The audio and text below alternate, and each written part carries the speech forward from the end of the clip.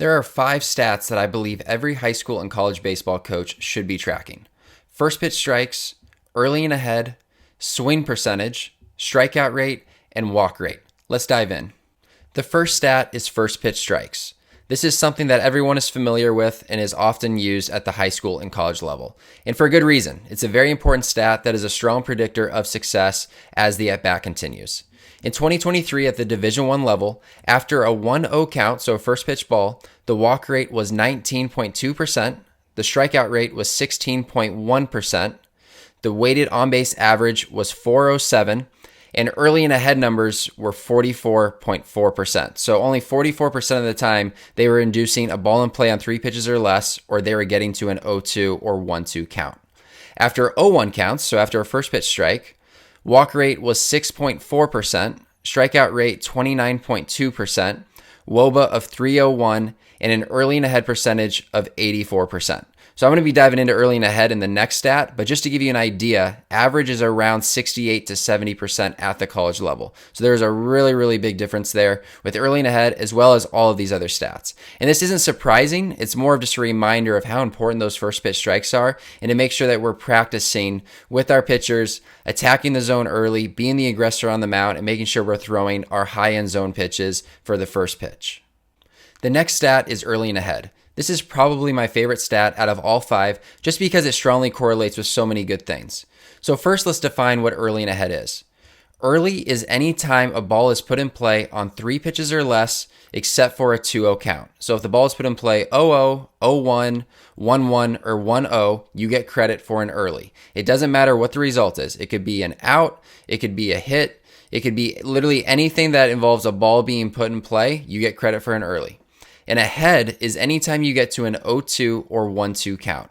Once again, does not matter what happens afterwards. Doesn't matter if you strike them out. Doesn't matter if you walk them. Doesn't matter if you give up a hit.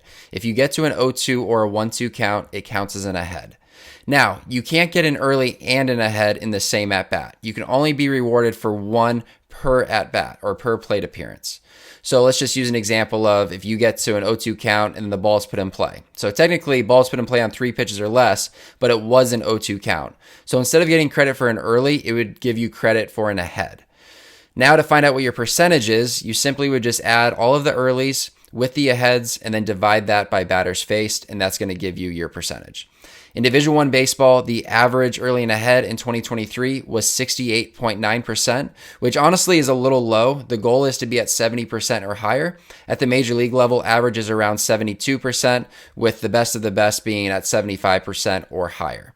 So just to give you perspective of some of the teams that did well at this stat in college baseball last year, number 1 was Wofford at 76.7%. Number 2 was Elon at 75%. Wake Forest was at number 3 at 74.7%. Grand Canyon was 4th at 74.5%. And then Wichita State was 5th at 74.1%. And the biggest correlation with this stat is your walk rate. So if we look at the walk rates of these top 5 teams, the highest walk rate in there is 8.1%. The average in Major League Baseball is 8.5%, and the average in Division I baseball is 10.9%. So these teams are dramatically better at reducing walks than the average team in Division I baseball. So that's why this stat is so important. It's a stat that's focused on being aggressive, attacking hitters, getting ahead, and finishing batters. So it's focusing more on the process and less about what the result is, because we know if we get ahead and we attack the zone, more times than not, good things are going to happen and it's going to lead to positive results. Stat number 3 is swing percentage. I really like this stat because it encourages the pitcher to be the aggressor. We don't want to run away from contact. We want to make sure we're attacking the zone and forcing them to make swing decisions. Division I average in 2023 was 43.6%. Some of the top teams in Division I baseball were Wake Forest, Wofford, Tennessee, New Mexico, and Washington. Those teams were all in the 47 to 48% range, which means essentially almost every other pitch was being swung at. And that's going to lead to fewer walks. It's going to lead to weaker contact, as well as them expanding the zone as you get ahead because you've been attacking the zone so much. Stat number 4 is strikeout rate. While this isn't considered a process-oriented stat, I still think it's an important number to track to see how well your guys are missing bats, and it's also a reflection of how much they're getting ahead. Division I average in 2023 was 20%. Some of your top teams were Wake Forest at 33%, Tennessee at 31%, LSU at 29.6%, Duke at 27.3%, and number 5, Dallas Baptist at 26.9%. The reason I like to look at strikeout rate compared to Ks per 9 is because it just more accurately reflects how many guys you're striking out. Two guys could have the same K per 9, but could have a dramatically different strikeout rate, just purely based off of how many batters they're facing. One guy could strike out the side, face the minimum in an inning. That would be a 100% K rate. Another guy could strike out 3 in an inning, but he might face 3 extra batters because he walked 2 and gave up a hit, and that would give him a 50% strikeout rate.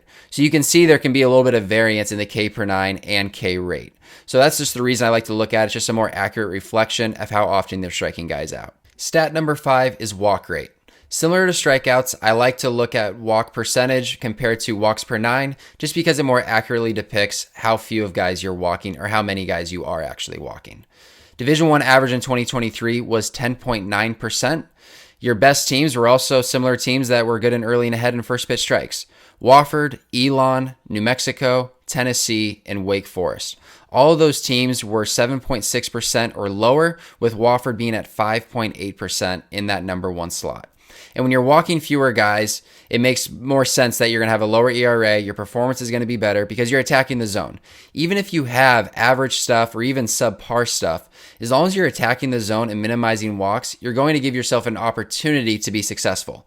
Now, to dominate and to really be, one of the best teams or the best players in the country, you're going to have swing and miss stuff as well. But really good stuff that's never in the zone isn't going to work either.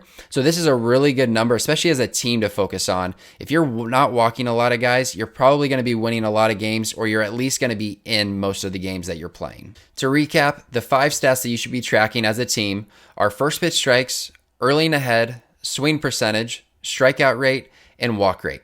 And as always, if you ever have any questions, please feel free to email me at pitchingcoachu@gmail.com, or you can direct message me on Twitter.